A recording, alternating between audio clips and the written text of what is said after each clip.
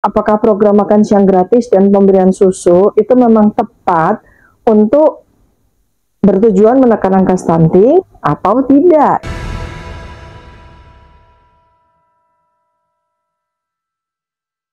Bismillahirrahmanirrahim. Assalamualaikum warahmatullahi wabarakatuh. Sahabat semuanya setanah air, jumpa kembali di Dr. Tifa Channel. Hari ini saya akan membahas satu program yang diajukan oleh paslon nomor 2 yang sebentar lalu sepertinya bagus ya. Jadi paslon nomor 2 itu punya program unggulan untuk memberi makan siang gratis kepada anak-anak usia sekolah. Saya cek beritanya, mereka punya rencana untuk memberi makan siang gratis kepada anak SD, anak SMP, anak SMA, dan juga memberikan susu secara gratis. Salah satu program unggulan saya adalah memberi makan kepada semua anak Indonesia dan protein, susu terutama. Ini kami yakin adalah jawaban untuk segera menuntaskan masalah stunting, masalah kurang gizi. Nah, yang menjadi persoalan adalah karena program tersebut ditujukan untuk mengatasi stunting. Nah, ini yang kemudian menjadi masalah ya. Apakah program makan siang gratis dan pemberian susu itu memang tepat untuk bertujuan menekan angka stunting atau tidak? Ini yang menjadi masalah. Jadi, saya sebagai praktisi nutrisi ya harus menyampaikan pendapat saya. Pertama, mestinya nih tim akademis atau tim pakar lah ya yang dari paslon nomor 2 itu harusnya juga memberikan satu penjelasan dasar ilmiah ya, evidence based terkait dengan apakah pemberian makan siang gratis kepada anak usia sekolah itu memang benar-benar mampu untuk menekan angka stunting atau tidak. Nah, pertama kali yang seharusnya diketahui adalah stunting itu sendiri. Apa sih artinya stunting? Secara mudah ya, dalam bahasa populer, stunting itu adalah kerdil ya, atau kecil tidak sesuai dengan usia pertumbuhan.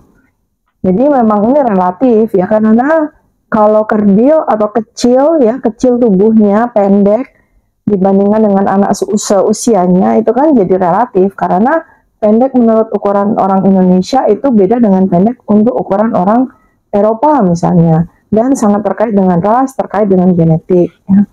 Tapi secara umum ya, gambarannya adalah kalau kita lihat ada anak-anak di dalam satu kelas, misalnya di PAUD atau di TK gitu, terus kemudian anak itu kelihatan terlalu pendek dibanding dengan rata-rata anak usia sebayanya, maka itulah yang kita bisa prediksi atau kita bisa kategorikan anak tersebut stunting. Nah, sekarang stunting itu terjadi itu pada masa kapan? Jadi penelitian bukti ilmiah menyatakan bahwa terjadinya stunting itu pada masa 1000 hari pertama kehidupan seorang individu. Yang dimulai ya 1000 hari pertama kehidupan itu mulai dari 9 bulan 10 hari pada masa seorang janin itu di dalam rahim ibunya.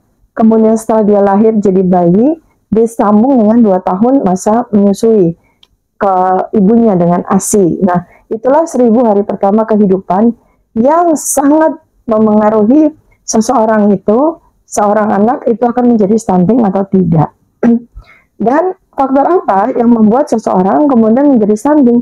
Ya tentu saja adalah malnutrisi atau kekurangan gizi kronis yang terjadi pada janin tersebut akibat malnutrisi atau kekurangan gizi kronis juga yang terjadi pada ibunya.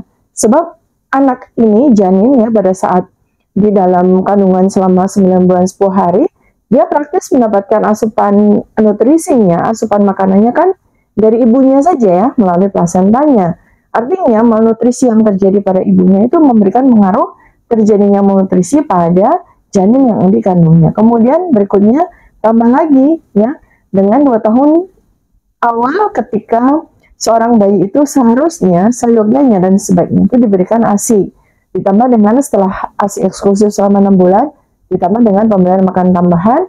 Lalu kemudian apabila anak itu sudah tumbuh gigi, apalagi tumbuh gigi selangkap, maka dia sudah mulai diperkenalkan dengan makanan dengan konsep seperti makanan orang dewasa sampai usia 2 tahun. Jadi pada masa 1000 hari inilah yang sangat penting seseorang akan menjadi stunting atau tidak.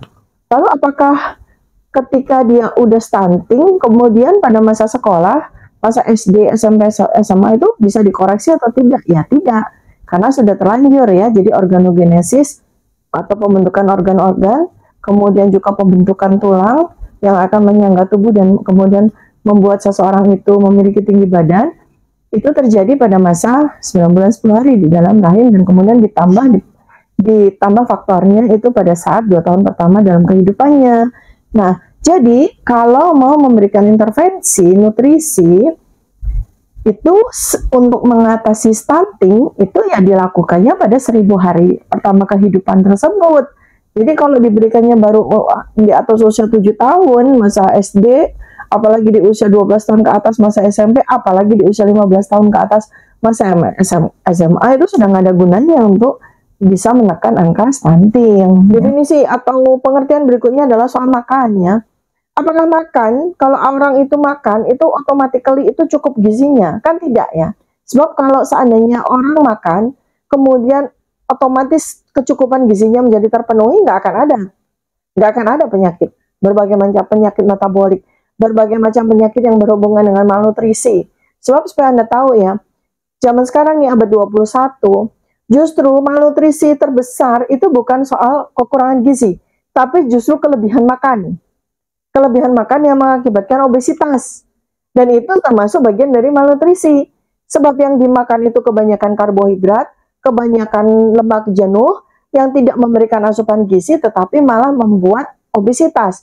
Nah, obesitas itu adalah akar masalah dari segala macam penyakit kardiometabolik yang mematikan, yang sangat-sangat kita takuti dan melemahkan status imunitas.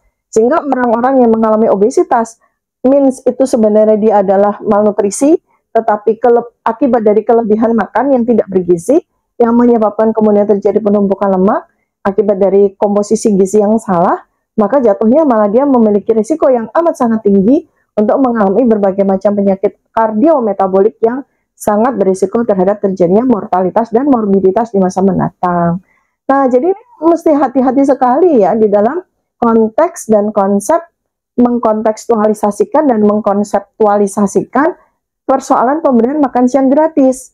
Jangan alih-alih mau meningkatkan status gizi anak sekolah, malah dalam tanda kutip meracuni dengan memberikan gizi yang salah kepada anak sekolah. Jadi ilmu makan itu luar biasa. Ilmu makan itu sangat tidak sederhana. Dan selama ini orang itu suka sekali mengabaikan. Bahkan orang-orang yang berilmu tinggi, kebanyakan malah mengalami obesitas. Artinya apa? Dia sama sekali tidak memiliki pengetahuan tentang makan yang baik. Nah, ini juga yang harus sangat diperhatikan. Kalau kita selami ya, kita telusuri asal dari ide memberikan makan siang gratis itu sebenarnya apa sih gitu.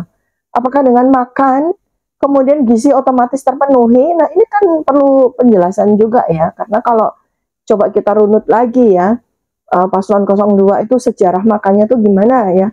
Mulai dari misalnya pada saat beliau itu diberikan mandat atau tugas untuk food estate, ternyata ditanam malah singkong. Padahal singkong itu selain karbohidrat dengan indeks glikemik yang tinggi, singkong itu bukan staple food Indonesia ya. Jadi bukan makanan asli Indonesia. Singkong itu sendiri kan makanan sumber karbohidrat yang berasal dari Portugis, berasal dari belahan dunia yang lain. Jadi kita tuh impor, sudah bukan staple food, bukan makanan asli Indonesia. Jadi kan udah addressingnya udah keliru ya kalau itu dipakai untuk menjadi sumber pangan alternatif orang Indonesia. Sementara singkong itu sendiri kalau diolah dengan cara yang tidak tepat, maka malah menimbulkan gangguan toleransi glukosa yang ujung-ujungnya nanti diabetes. Untung nggak jadi, untung gagal ya. Malah lucunya malah sekarang jadi jagung. Jagung itu sendiri juga bukan staple food Indonesia ya, karena jagung itu adalah karbohidrat, sumber pangan karbohidrat yang asalnya adalah dari daerah Amerika, dari benua Amerika. Jadi itu bukan makanan asli, bukan staple food, bukan makanan asli Indonesia. Nanti salah lagi ya, karena jagung itu sendiri kalau diolah dengan cara yang tidak tepat, juga indeks glikemiknya tinggi yang menyebabkan nanti akan penduduk yang memakannya dan tidak sesuai dengan genetikanya mengasup makanan dengan karbohidrat dengan indeks glikemik yang tinggi, jatuhnya terjadilah gangguan toleransi glukosa yang akhirnya masa depannya adalah diabetes. Jadi memang ilmu makan tuh nggak sederhana, sangat complicated, sangat kompleks, dan sangat rumit, sehingga betul-betul butuh sepasukan ahli nutrisi, sepasukan ahli gizi yang betul-betul memahami bagaimana sebuah makan itu menjadi suatu solusi yang bagus untuk kesehatan, bukan malah menjadi disaster baru untuk kemudian jadi akar masalah penyebab penyakit di kemudian hari. Sebetulnya ide untuk mau menjadikan stunting itu sebagai program unggulannya, artinya pencegahan atau penekanan angka stunting sebagai program unggulan dari seorang calon presiden itu saya salut ya, artinya saya setuju sekali.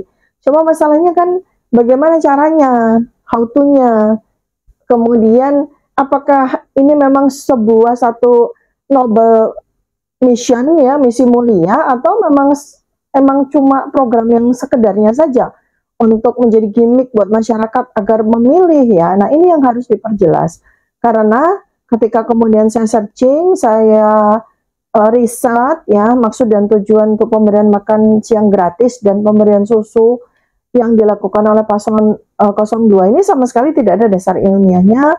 Ini program seakan-akan hanya program gimmick saja, program coba-coba saja, dan tidak menyasar kepada akar masalah yang sesungguhnya yang mau diatasi, yaitu stunting ya. Jadi misalnya dari terminologi makan siang saja ya, makan siang gratis gitu. Makan siang gratis yang diberikan kepada sekian puluh juta anak usia sekolah, SD, SMP, SMA, itu tujuannya untuk apa? Kalau untuk stunting ya sama sekali nggak ada sambungannya gitu ya, nggak ada korelasinya, nggak ada asosiasinya dan nggak ada korelasinya. Ya kalau memang itu untuk memberikan intervensi perbaikan gizi agar seorang anak usia sekolah itu gizinya menjadi bagus, itu masih bisa dipahami.